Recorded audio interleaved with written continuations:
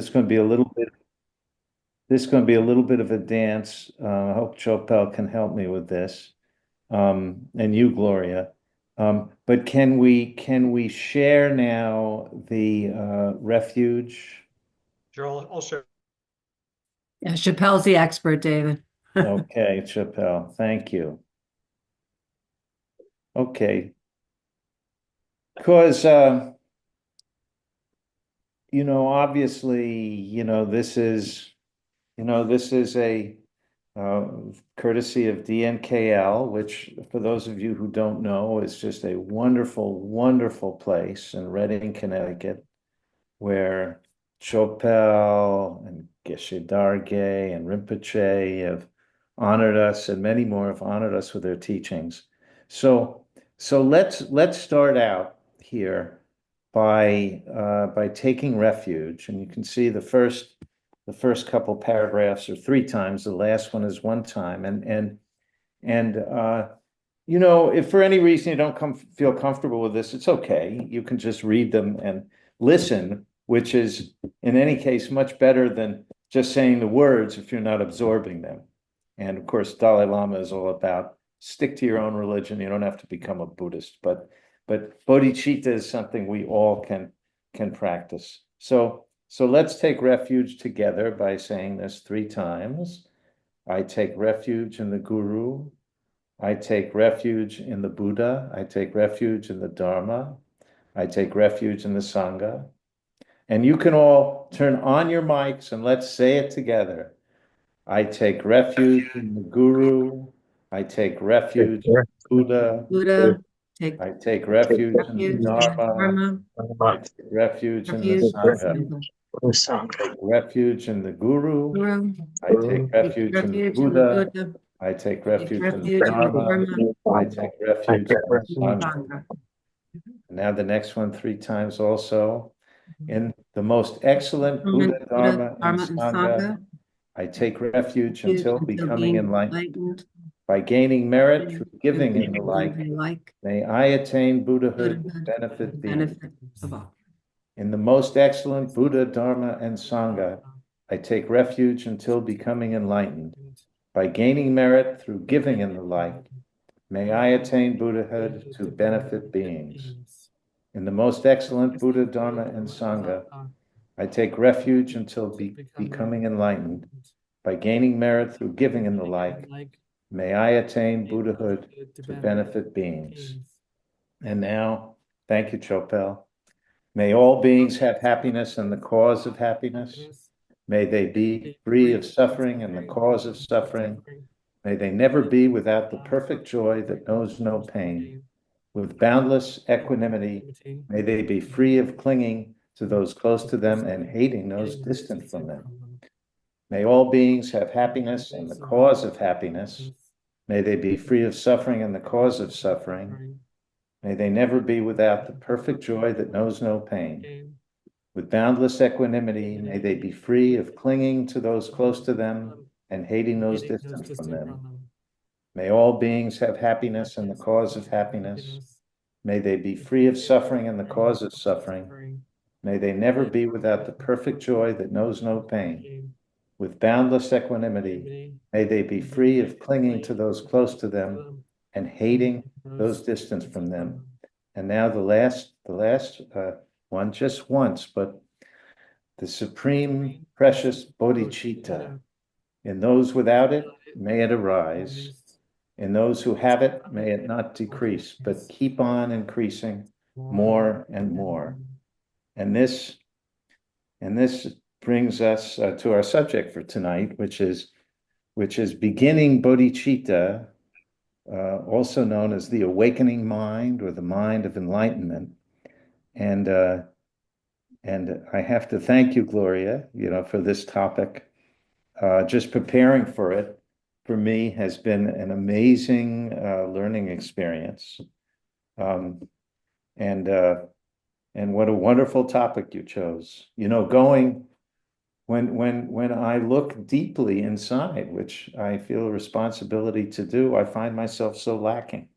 So I'm looking to learn from all of you also. Now, whenever My students can tell you that whenever I speak, I really don't like to just go on, but I will somewhat tonight.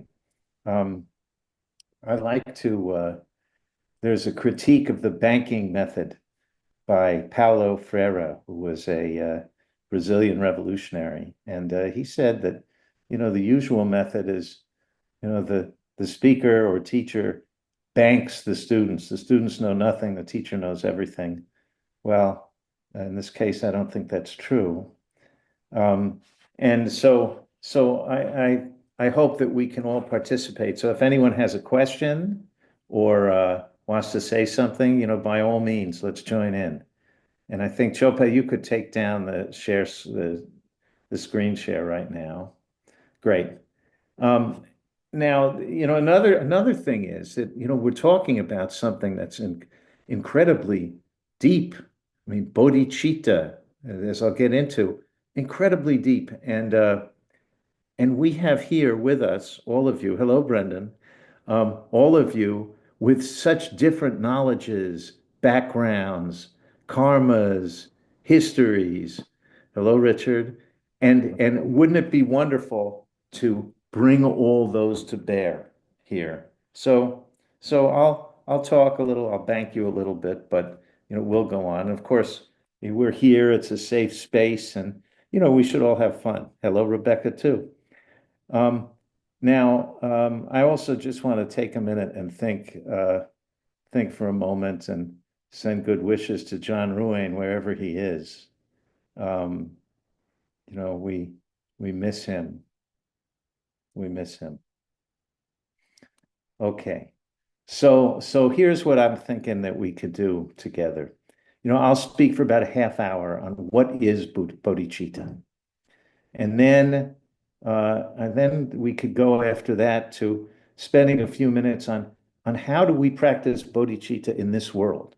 And I'm thinking that we can break up into groups and spend a few minutes really thinking about things we could do. They may be small things, they may be big things, and then bring it all together.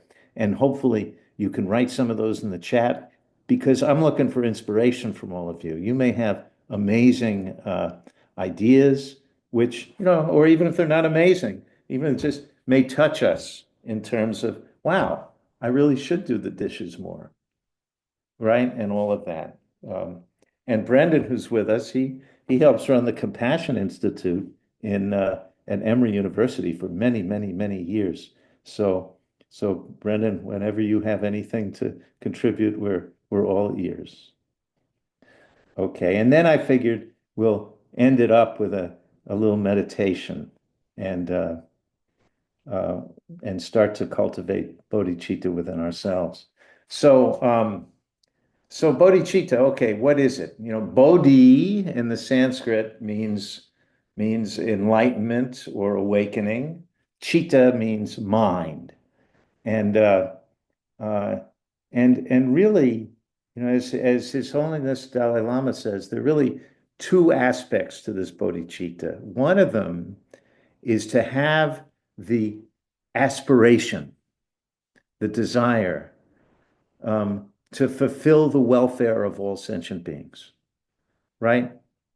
Very simple. The other is to seek full enlightenment so you can better fulfill the objective of helping others. So those are generally the two of them. And it's on the basis of those two wishes that we cultivate this mind that seeks enlightenment.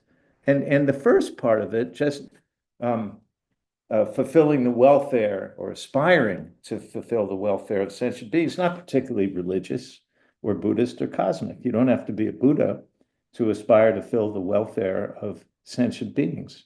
I'm sure you do it every day.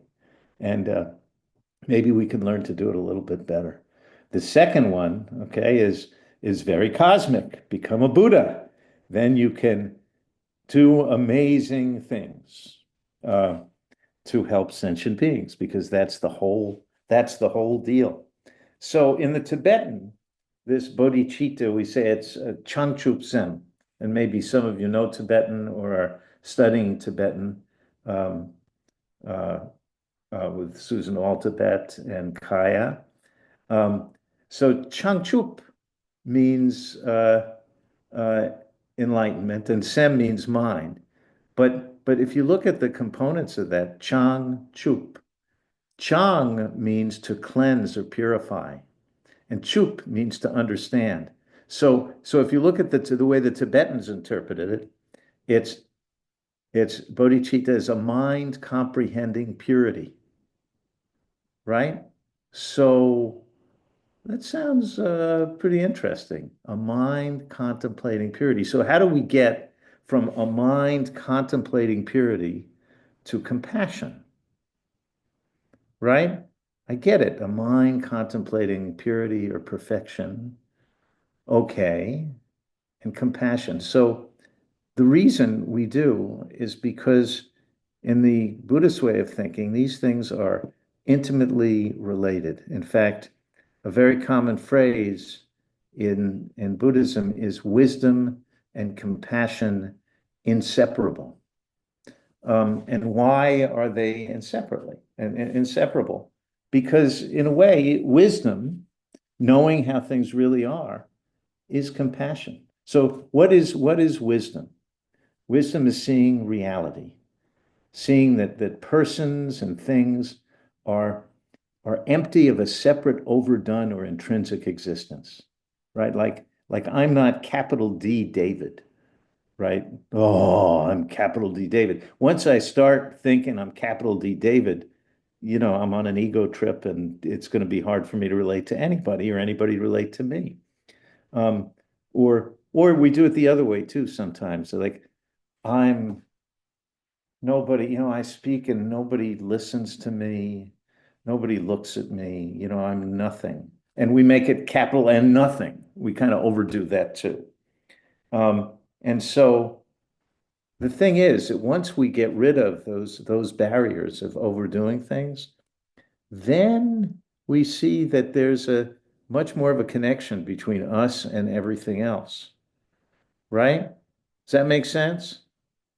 That makes sense. Kind of the ego trip gets in the way. So once we understand the Buddhist wisdom, which says basically these selves are not as real as we think they are, it opens us up to connect with others. And Thich Nhat Hanh, the great Vietnamese Buddhist teacher who just passed away, he said that because of this, we exist in interbeing, like we inter are right now, because we are really one thing, a little different, but one thing. We interrelate, we interexist.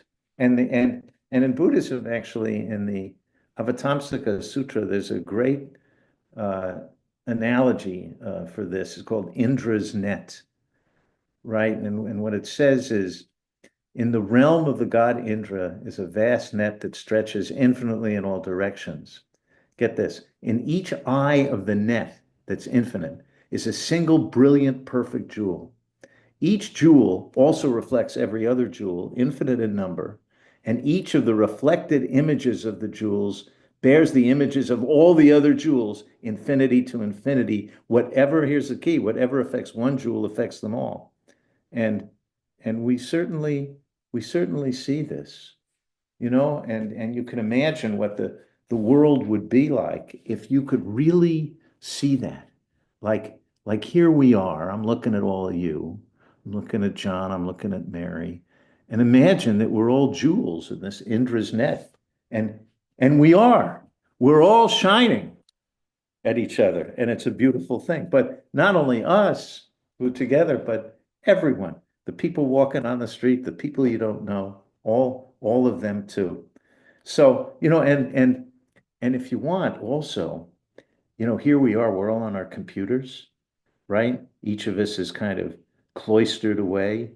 But imagine when you put your finger on the keyboard that you're entering the intranet, right? That you're entering that way of entering that amazing net of shining jewels. And every time you put your finger on your phone, you might think to yourself, I am now entering this wonderful world of interconnection. It's hard to scroll through Instagram for hours and keep that, but okay, but we could try.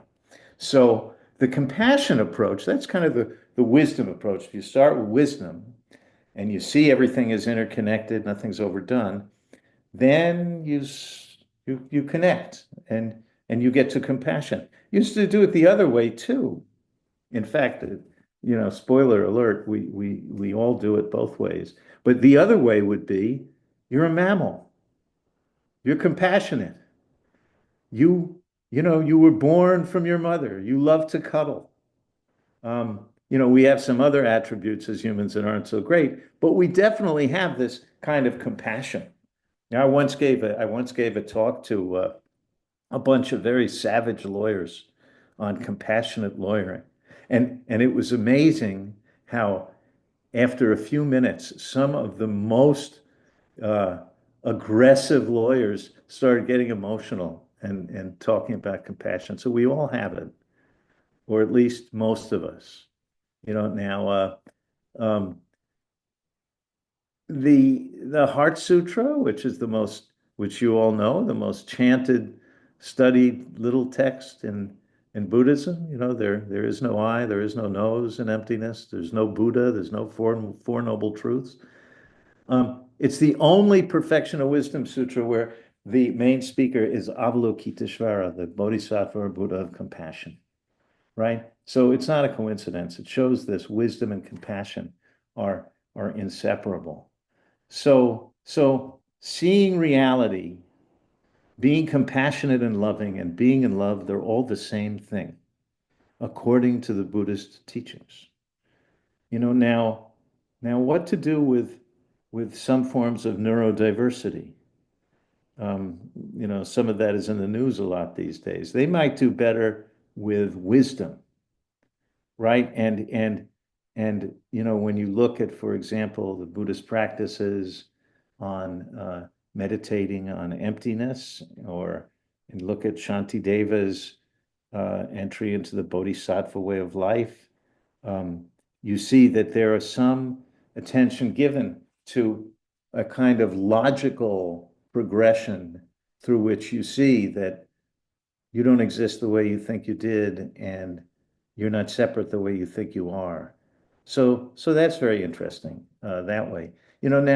Now, in addition to these two kinds of bodhicitta, these kind of the first where you want to help sentient beings, and the second you want to become enlightened so you can really help them. Um, there's also another pair which in the treatises and scholarship and in the tradition they talk about, which is relative and conventional bodhicitta. And in the same, relative bodhicitta is really compassion. Absolute bodhicitta is the direct insight into things, which is really wisdom. They also use bodhicitta, I should tell you, in Tantric Buddhism, which has a slightly different meaning. But as far as Tantra goes, okay, you only do Tantra within which you could become a Buddha instead of in 3 incalculable eons. You could become a Buddha in 16 lifetimes or even one lifetime. You only do that because you're out of your mind with compassion. You just can't stand seeing others suffer. Okay? So compassion is really the ground of it. And Patrul Rinpoche, anybody know Patrul Rinpoche? He lived in Brendan does. He lived a long time ago. He lived in the 1800s, but he was a wandering vagabond, who did a tremendous teaching, tremendous meditation. And I'll read you what he said about it. He said, "This arousing of bodhicitta is the quintessence of the 84,000 methods taught by the Buddha. It is the instruction to have, which is enough by itself, but to lack, which renders anything else futile. It is a panacea, the medicine for 100 ills. And get this, all other Dharma paths, such as the two accumulations, the purification of obscuration, meditation on deities, mantras, etc., are simply methods to make this wish-granting gem bodhicitta take birth in the mind."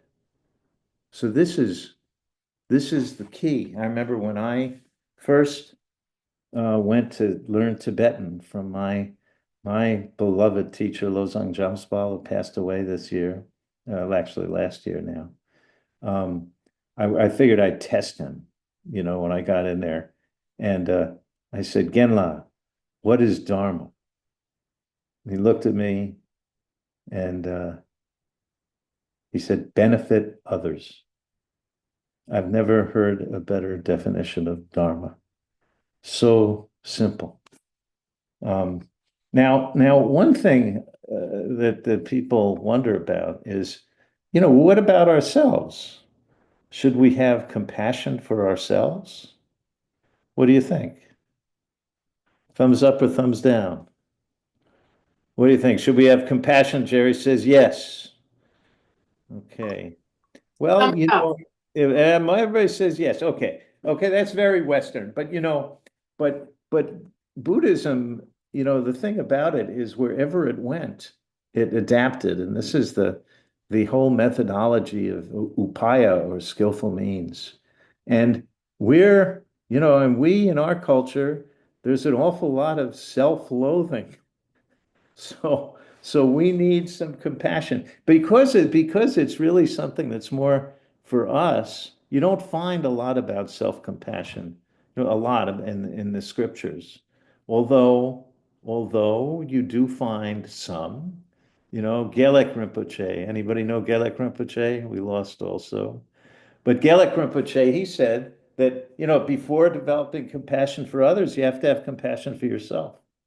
And he quoted Lama Tsongkhapa, the great Lama in the Dalai Lama's lineage, who said, listen to this, if thinking of one's own suffering does not even move a hair, where are you going to develop great compassion for all sentient beings?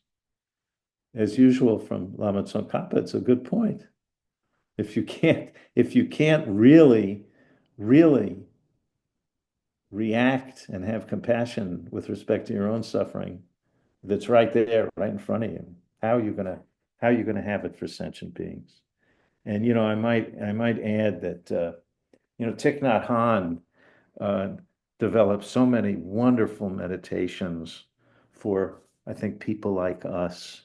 One of my favorites of his is the meditation on the four mindfulnesses, which comes from the Apanasati Sutta of Buddha, in which Buddha said is actually the only meditation you should do. But Thich Nhat Hanh adapted it where when you meditate on those feelings that are so difficult that we all have, you imagine yourself hugging those feelings like a baby, like that, like a mom with a baby or a dad with a baby. And it's very beautiful thing. So compassion for ourselves, yeah, I think so. Thupten Jinpa, Dalai Lama's great translator, also with John and I on the Tibet House board, he said same thing. In order to go to the sources of suffering, you need a sense of self, right? And on the basis of that, we can do that. Now, I thought that we would take a quick look at the Bodhicharyavatara, which is kind of the main text when it comes to the Bodhisattva way. And it's really quite wonderful. Have you guys studied it, read it? Anyone? Yeah. Yeah, some of you. It's so wonderful. And Gloria, where are you? Gloria. I'm right There. here. And Gloria, I gotta say, you know, because you asked me, you said, beginning Bodhicitta. I said, sure, I'll do that. It took me into such a deep pit Did it really? of my own, inadequacy, Oh my no. own lack of knowledge of the teachings. It was really extraordinary. So I just have to thank you and all of you. It's really quite amazing. So Shanti Deva, he wrote this thing, but you've heard the story of Shanti Deva. He was he was a kind of eccentric monk in the big monastery. and they called him Busuku, which meant basically eat, sleep, and shit. Busuku. And they didn't never saw him doing any practices. It seemed like he was just sleeping in his monk's quarters. And so the other monks decided, let's have some fun with this guy. So they had their big assembly and they said to Shantideva, will you please speak to us at the assembly? And and Shantideva said, well, okay. And they're all giggling and what have you. And then the big assembly comes. Shantideva goes up there and he's up there and he says, well, would you like me to talk, to preach or talk about something you've heard before or something new? And they all said, oh, yeah, oh, something new, because they figured he'd fall on his face. But he then dictates uh, the whole Bodhicharyavatara, this great, amazing work. And as he's doing it, he rises into the sky and floats into the beyond. So this is it. So I thought we'd take a little look at uh, at the Bodhicharyavatara because you see his amazing praise of bodhicitta, and really, it's the it's the main topic of this very famous work. And the Dalai Lama has said that this book, the Bodhicharyavatara, and all of Mahayana Buddhism just only means one thing. The Dalai Lama said, the only purpose of my existence is to be used by others and to serve others. To be used by others and to serve others. Oh, it's so simple. It's so simple. But I think we know that whenever we do something like that, I mean, the dirty little secret is we feel really good.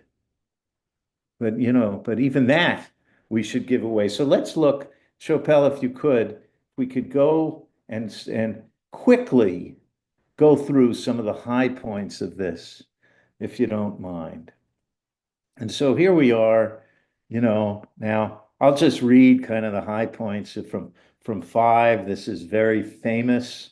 At night in the darkness, right? A lightning flash gives a moment's brightness. That's kind of where we are, right? Look at us, humans in this vast universe. None of us know where we came from, how we got here, and here we are. It's remarkable. And then in six, he says, the power of good is always weak. The power of evil is vast and terrible. Wow. Does that sound familiar? The wars that are going on, et cetera, et cetera. On the other hand, there's a lot of good in the world. Steven Pinker wrote that book called Our Better Nature, where he talks about historically, we have less war, less death, less of a lot of terrible things than we ever did. So, but still, it's a difficult place. We know that. And then he goes in 15 here, where he says, we can go down, Chopo's right on it. Okay, in 15, where he says that what we've just said, the awakening mind is of two kinds, right? The mind resolved on awakening. Now that's different. That's resolved on awakening. How many of us can say, I have resolved to awaken? This is where, I ask myself the question in thinking about this. And then of course, after that, there's the mind proceeding toward awakening. And in 16, Shantideva says, this difference is like between a person who desires to go somewhere and a person who's actually going there. Right? So first you got to want to go to Chicago. And then you get in your car and you start driving to Chicago. And and then he goes on and he says, let's go. Oh, this is so beautiful. Let's go to chapter 3 here. It'd be nice to have the time to actually uh, uh, do this whole thing slowly. Chopel, could we go down to chapter 3? Oh, you were there already. Are you there? Down to chapter 3. Yeah. Sorry, I'm going to chapter 3. There was somebody that came in, so I got sidetracked. Oh, sorry. Okay. Uh, yeah, there we are. Okay. So beautiful. Look at this in 7, in lines in verse 7. I am medicine for the sick. May I be both the doctor and the nurse. No, this is just Davidson, Massachusetts, so. Yes. What's going on? Oh, somebody has their mic on. Chappelle, we can hear you. It's all right. Okay, Sorry. and then you see, and he goes on, and look what he's doing. I'm medicine for the sick. Whenever, I hear that someone is going into medicine or therapy or nursing, I say, how wonderful. You are going to go to work every day and be a bodhisattva, right? And then, may I avert the pain of hunger and thirst with food and drink, right? All those people who are working on, and then we have USAID that shut down. When we get to it in a minute, in just a couple minutes, let's think about, all the smaller and bigger things we could do, and then giving up our bodies, our pleasures, our good in order to accomplish good for every being. It's pretty high thing. And then in 16, he goes and said, even those who will falsely accuse me and others who will do me harm, right? May they all share in awakening. Okay, are we good? It's just we're kind of cruising along, and I really would like, well, let's go to chapter 8. Now, that's down a ways, Chopel. Thank you. Anybody have any questions so far? Comments, questions? Okay. Okay, in Chopel, if you see anybody, because I'm not looking at the whole screen, let me know, okay? Okay, we'll do. Okay, thank you. And here we go. And in this chapter 8, what he does first he talks about the mind of awakening, and then he talks about the confession of faults and preserving the mind of awakening. And then he goes into the 6 perfections, the Mahayana path, which of course are generosity, ethics, patience, effort, meditation, and wisdom. And he goes and chapter 8 is on this perfection of meditative absorption. It's very interesting, and we just kind of skipping a lot. But in 89, look at what he says. He says, by developing the virtues of solitude in such forms as these, distracted thoughts being calmed, one should now develop the awakening mind. Now, he's teaching us how to really get deep into it. And what this means is, there's the system of meditation of the 4 dhyanas or jhanas. And in the first jhana, you can have really good concentration, keeping it on one thing, but you also can think. You have conception and discernment and kind of this conceptualization, as well as joy and well-being and samadhi. And this is, so you have the shamatha, you have the concentration, but you still can think.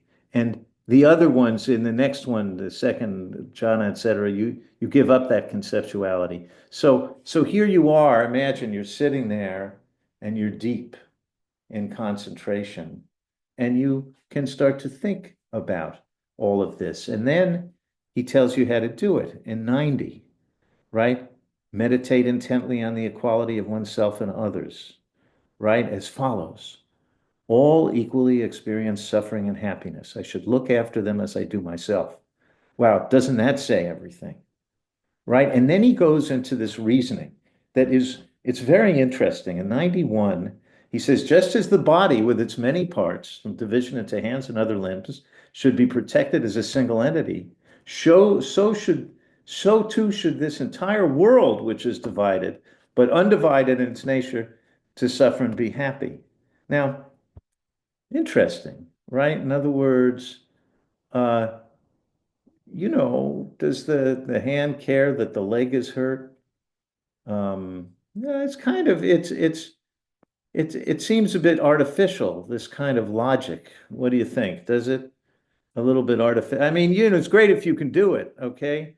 But it could be, I was thinking as I was reading this could be a kind of skillful means for people who are mostly rational but not in touch with their emotions.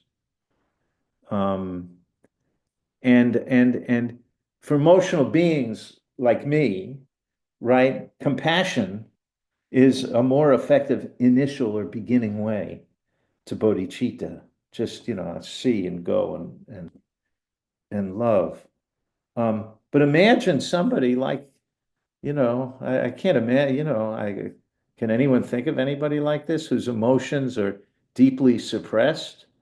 Logic may be an easier entry, but really we need both because we're all mixtures of the rational and the emotional. So we have different paths. On the one hand, we can say, well, yeah, like they're all of you. Like, why? I'm not any more important than all of you. And when you consider there are 8 billion of us, each one a universe walking around the planet, isn't that remarkable? So, some people say that if you read Shantideva, he's really talking about for the inexperienced practitioner, um, what he's doing with this logic is he's kind of disrupting the cognitive models that those people have that inhibit their ability to love and feel compassion. Could be. I mean, that would be a good thing to do too. So you find this, and you find this throughout Buddhism, all the different exercises about what is self, what is not self, the meditations on emptiness. Um, but but I've never spent years and years and years meditating on emptiness, right? So, that's the monastic tradition and the tradition of remarkable yogis, etc. That's really that's the core. That's the core of the Buddhist Sangha. Um, so, it just reminds me of a story about speaking about deep meditations. The story about Patrul Rinpoche that Matthew Ricard talks about in one of his books. How Patrul Rinpoche was just wandering around. He's like a vagabond, right? Just wandered around. He wouldn't even take alms. He would just wander, wearing rags. That's all he did. And so he was wandering out there, and he came upon a widow who had just lost her husband, had 3 kids, and the widow was begging. And so Patrul says, well, we can go together and beg. And so they went together, and they would sleep outside uh, in the cold, and Patrul would take a couple kids and put them in his blanket to keep them warm. And so they wander for months. And at one point the widow asked Patrul to marry her, but he says, yeah, no, no. Anyway, they're wandering around, and then one day Patrul says, well, I have to go somewhere. You don't come with me. The place I'm going, they're kind of mean.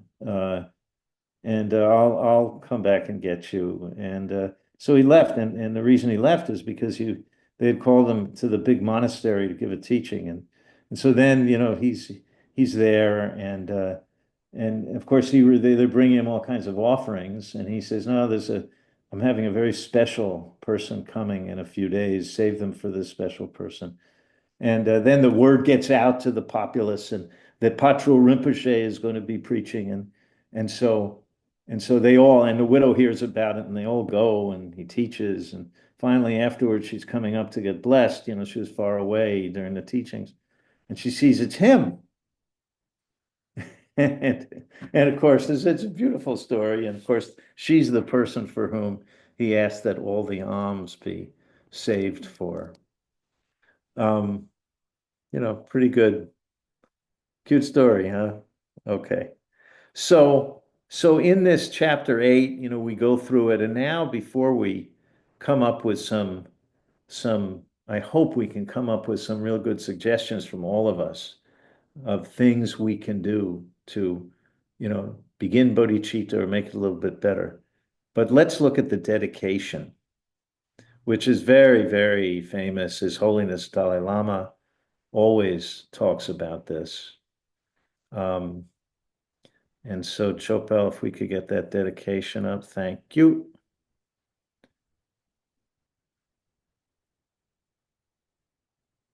Right, Chopel, what amazing stewardship of this. Thank you. Thank you. And I'm not just saying that because Shantideva said in the Bodhicharvatara that you got to make sure that you praise people for doing a good job. Okay, but I have to tell you that, reading the Bodhicharyavatara, oh boy, lots of ideas in there. I commend it to everybody. So the dedication is so beautiful, right? May the fearful become fearless and those oppressed by grief find joy. May those who are anxious be rid of their anxiety and feel secure. Very modern, isn't it? Very psychotherapeutic. May health come to the sick. May every region be hospitable to all those who travel. The roads, of course, our country is not exactly that hospitable these days to that. No more give me you're tired, you're poor, which was quite a, which was quite a, which was quite a beacon of compassion. But it's interesting. You might, and now I'm just kind of going off topic, but it could be that the folks who are saying we should shut all these things down, could it be that they're thinking that that's a better way to serve people? Wow, wouldn't it be nice if some of them while we're doing all this, would actually help the people who are affected by it? That'd be good. Anyway, so may medicines be potent, right? May those conduct who's wrong be shaken up by the need to change. And then the most famous one at the end, as long as space abides, as long as the world abides, so long may I abide, destroying the sufferings of the world. It's a beautiful, beautiful thing. Okay, we can take down the Shantideva. Thank you, Chopal. Now, does anybody have any questions or any comments on all of that? Brendan, let me just ask you, could you give us a minute on the Compassion Center and what you all are doing? Yeah, sure, David. Thank you. And I just say I really appreciate this teaching from you. My uh, root teacher, who sadly passed away during he passed away from COVID, Drepung Losling monk, Lading Rinpoche. The first teaching that he ever gave, long teaching I gave, I requested from him was Shantideva Bodhicharya Avatara. And he said that it would take many years to give this teaching. So he couldn't do the whole thing, but he would do chapter 6. And then he spent 1 year teaching on chapter 6. Wow. So, yeah. Wow. So it's a very special text for me. And listening to you really brings all that back. That was about 21, 22 years ago. So thank you. Yeah. Yeah, well, I work at Emory University. We have a Center for Contemplative Science and Compassion-Based Ethics that grew out of the Emory-Tibet Partnership. Our center was endowed by His Holiness the Dalai Lama. So our mission is um, uh, to try to help fulfill the Dalai Lama's 4 main commitments. Primarily his first commitment, which is the promotion of basic human values, of which compassion is the highest of those. So we do research on compassion. We have an adult compassion training program, cognitively based compassion training, which is based on the Lojong tradition. It's based on Shantideva, but it's secular in nature. So it's not only for Buddhists. We have a K through 12 education program called Social, Emotional, and Ethical Learning, which the Dalai Lama also sponsored. It's a free SEL program, meaning a free program on social emotional learning for children that is offered around the world in many different languages. So it's in over 40 countries. And then our third program is science education for Tibetan monastics, the Emory Tibet Science Initiative. It was also a request from His Holiness the Dalai Lama. So, and the aim of that program is that if monastics who study texts like Shantideva, like the text you're teaching now, David, if they are also educated, at least have some familiarity in Western science, then maybe they can contribute to the science of compassion in the future and many other great discoveries. So that's the idea behind that program. Oh, this is wonderful. Thank you, Brendan. Thank you. Thank you. Now, what I thought we might do now is look at, how we could practice bodhicitta in the world. Now, what can we do? And I'm thinking in terms of the wisdom of interbeing and interconnection. What if we broke up for 10 minutes into, maybe 3 groups, and then talked about things we could do? Maybe little, maybe big, maybe things in your life, or bigger things. And then, because I'm looking for ideas, I think we all are, and then come back together and talk about those. And maybe, when you're come up with some good ones, put them in the chat too. So we'll have them there and they won't disappear. And then we can work on them. And I wonder, at some point in the future, maybe we should do more on Shanti Deva. So wonderful. So wonderful. Maybe Brendan, you come back for that. Okay. Is that okay? Go into groups? So David, I don't know how to like work this out, like with the mics overlapping and stuff like that. So I don't know if we can do like breakout groups or something. Yeah, let's do breakout. Let's do breakout Let groups. me try to figure out how to do that. So just a second. Yeah, I do it all the time. Whoever is the host, you should have maybe a button on the bottom Yeah. for breakout rooms. Yeah, in more, under more and breakout rooms. And I could do it. I think I'm a co-host. So we'll do 3 breakout rooms. We'll assign them randomly. And why don't we do that? And why don't we take, 10 minutes to, say hello to each other, have some compassion for each other, have some joy with each other, and maybe you can come out with some ideas and of how we could develop a little bodhicitta, engage with compassion, and maybe do some things. Okay, and you can keep your private things to yourself, or you can talk about them, and everything good. It's all safe space, right? Okay, let's do it. So let's take 10 minutes and do that. And really, let's see, I wrote down something about what we should do. Let's see. Let's see. How can you and we benefit others? From everyday interactions with friends, family, and strangers to bigger ways. Let's break out and discuss these and come up with a list of ideas to be helpful for us to reflect on and maybe help us start or progress on the path to bodhicitta. Okay? So let's do it. Let's go in those breakout rooms and we'll come back in 10 minutes and see what we got. Thanks, everybody. I wasn't gonna because I still struggle with the with the self-serving part, but going through social media, that's what's kind of a lot of our topics were about, just kind of reaching a broader audience. And I shared, I'm also a recovering alcoholic for a few years, and I've been on the Buddhist path here since probably last spring.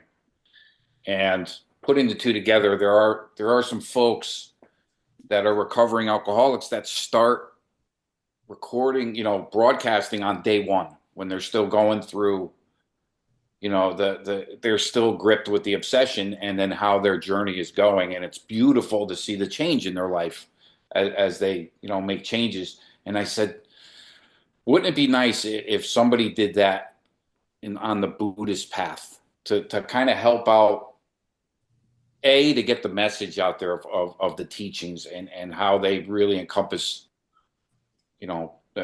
everything that checked all the boxes that I needed when I started on this path, but also seeing the struggle with the questions and where to start. Because, I equate it to like an airborne trooper being dropped in the middle of Normandy and then not knowing which way to turn, because of the information, and Brendan said I should do that, but I just don't know if I have the courage to do it. I was hoping but who knows? Maybe someday. But so that was an idea that kind of took up some time for us. Hey, Bill, if I or anybody can give you some help with that, if you want to do it,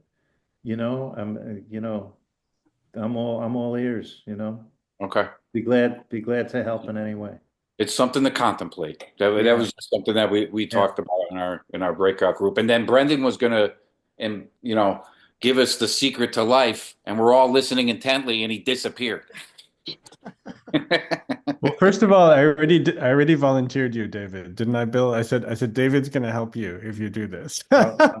Yeah, no, I'm totally down. And Ria's a big Substack person too. So there you go. Um, well, okay. That's good. I'm glad we all got to talk, and let's keep thinking about it. And and David, I can I say something? yeah, of course. I think you earlier in your talk you gave what I call what I would consider the background for our daily practice. When you said, just think about it, 6 billion individual universes walking around this planet.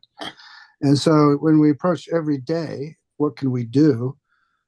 Just have that context in your brain. And every person you see, realize they have a universe in there that is complete.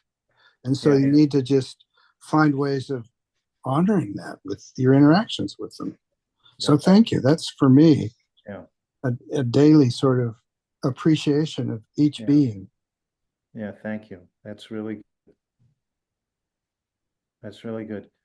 Okay, well, look, thanks everybody. I thought we have a few minutes left. I thought we'd end with a little like how do we actually start with the practice of cultivating bodhicitta within ourselves? And John has just mentioned one thing, the traditional way, of course, is, in the Tibetan we say tosam gom, which is you hear about it, to, think about it, sam, and gom, then you meditate on it. And a very traditional way of approaching bodhicitta is the seven steps. And so I'm just going to describe them now. And let's kind of, I wouldn't, we don't have to go into the full lotus position, but as I'll describe them slowly, and let's kind of feel them as we go through them. And then we'll maybe do a more cosmic kind of meditation. So, so the first step is recognizing all beings as having been one's mother. Now, sometimes in our culture, that's kind of hard because some of us maybe didn't have great relationships with our mother. But then, we think about fathers or think about anyone who really nurtured us. And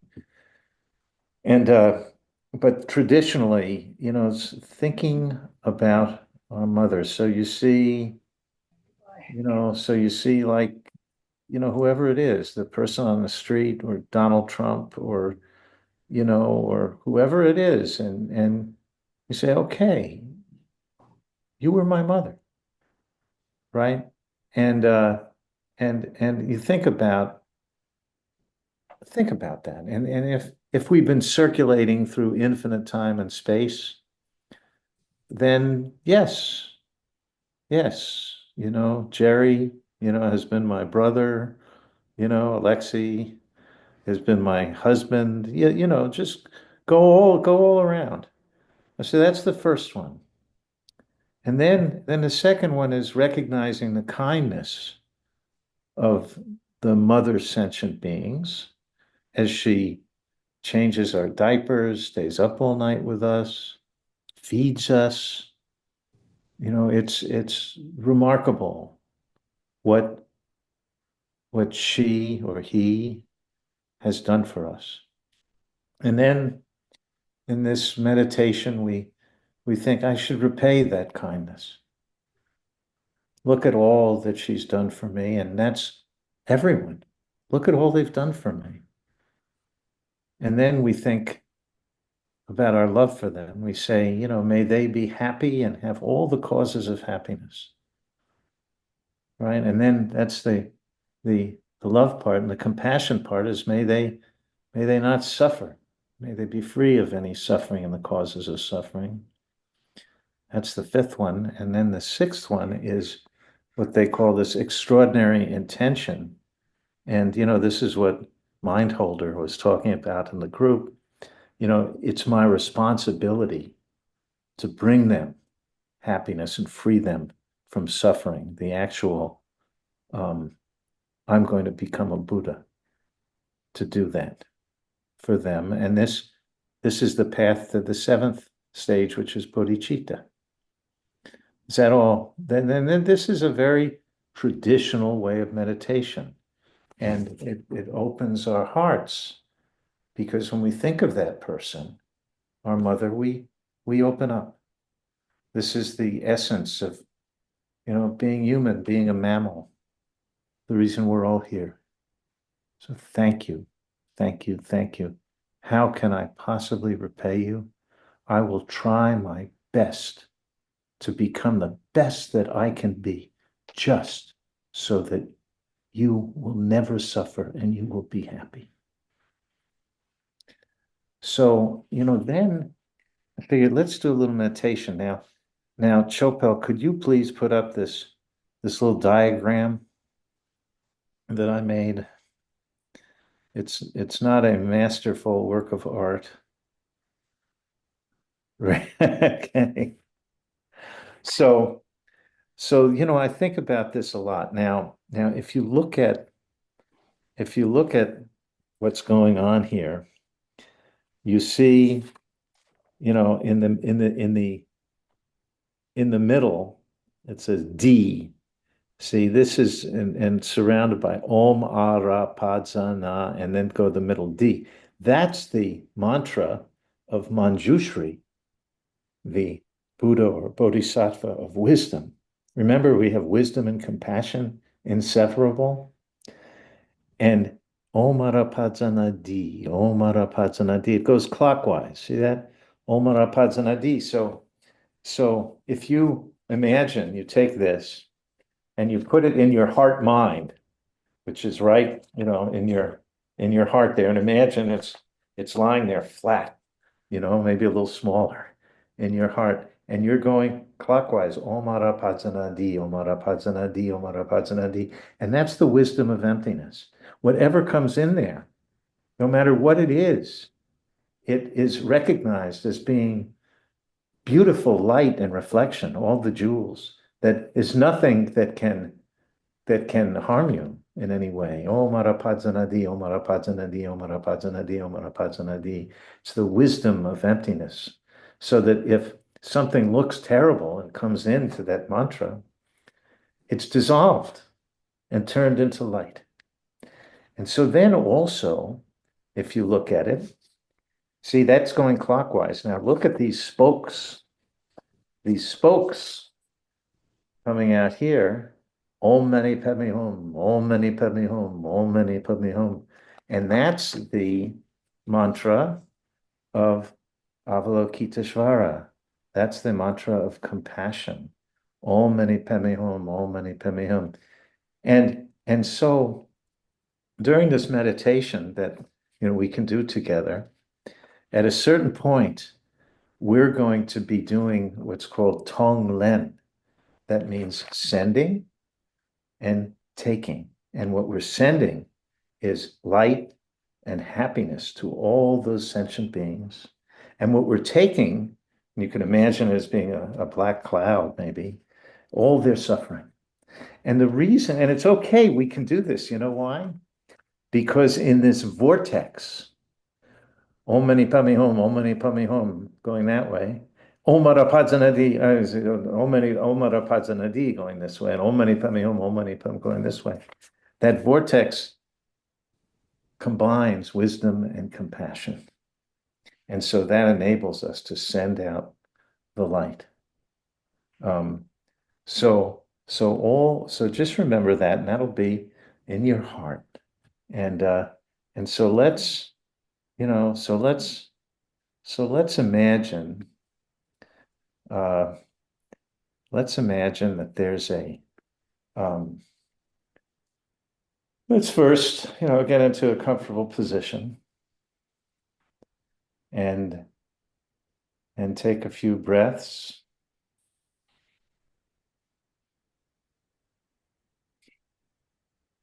Your eyes can be open or closed, whichever you like, or half open. And now let's imagine that we're in a beautiful valley in Connecticut, a valley of DNKL, Reading, Connecticut. And it is beautiful. And in this valley, imagine there's a beautiful vegetation and trees and butterflies and creatures. It's a beautiful day. And in the center of this valley, you imagine that there's a giant tree, beautiful, just goes way up there. And on top of the tree, there's a throne. And on top of the throne, you imagine that you see either Buddha or Jesus or whoever the person or deity, whatever the being is that you think is wonderful, powerful, understanding. That's who you see there. It could be your mother, it could be an aunt, friend, or anyone, Krishna. And as you breathe in and out, you imagine that your teacher, because that's who this is, sitting up there, looks down at you and sees you right there, looking up, thinking about Bodhicitta. And your teacher looks down at you and gives you a radiant smile because she knows what you're thinking about. And as she smiles, light and nectar from her heart come down to you, go right into the top of your crown chakra, the top of your head, go right down your spine to your heart center. And as you breathe in, that light, that nectar fills your body, shining brighter and brighter as you breathe in. And as you breathe out, it infuses every part of your body. And you breathe in this wonderful nectar, and you breathe out. Feel it coming from your crown down to your heart, filling your body and your mind. And now, as your teacher is wonderfully feeding you this wonderful nectar, light, wisdom, and understanding, you look and you see all the beings right in front of you. And it turns out that to your left, there are the people you love, your family, your friends. And then in the middle are the billions of people, animals, aliens, all universes that you don't know. And then to your right are the beings that might annoy you, or you don't like, or you had bad experiences with. And as you look at them, you think, they've all been my mother. They've all taken care of me. I want to repay them. I love you so much. I want to make you happy and eliminate all suffering from each and every one of you. And so, as you breathe in, Your teacher sends this stream of nectar continuing into your heart. And as you breathe out, you breathe the nectar to all of them, every one of them. And your guru sends the nectar to you as you breathe in, and as you breathe out, you send that nectar to all the beings in the universe.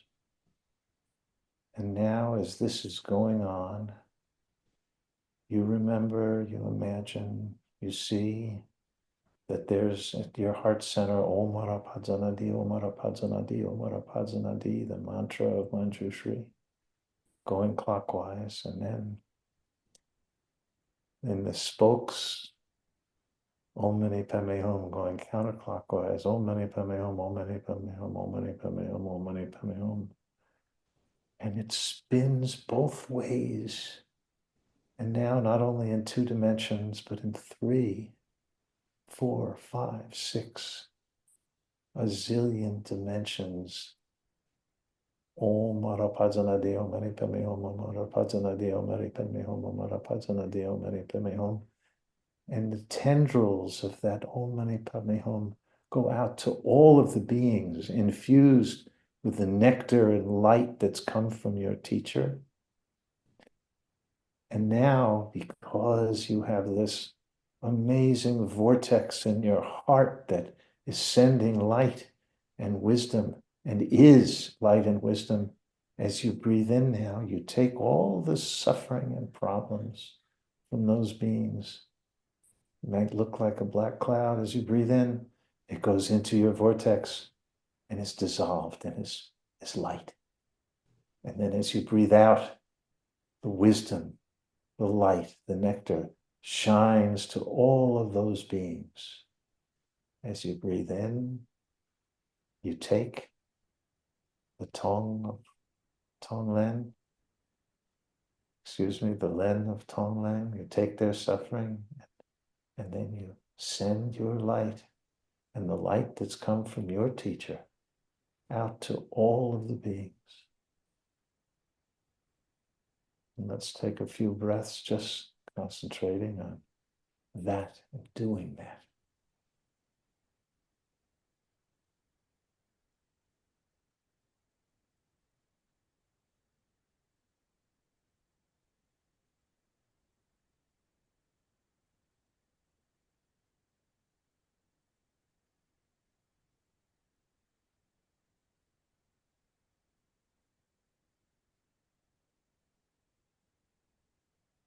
And now your Buddha, your Tara, your Jesus, your mom, your teacher looks down at you again with that radiant smile.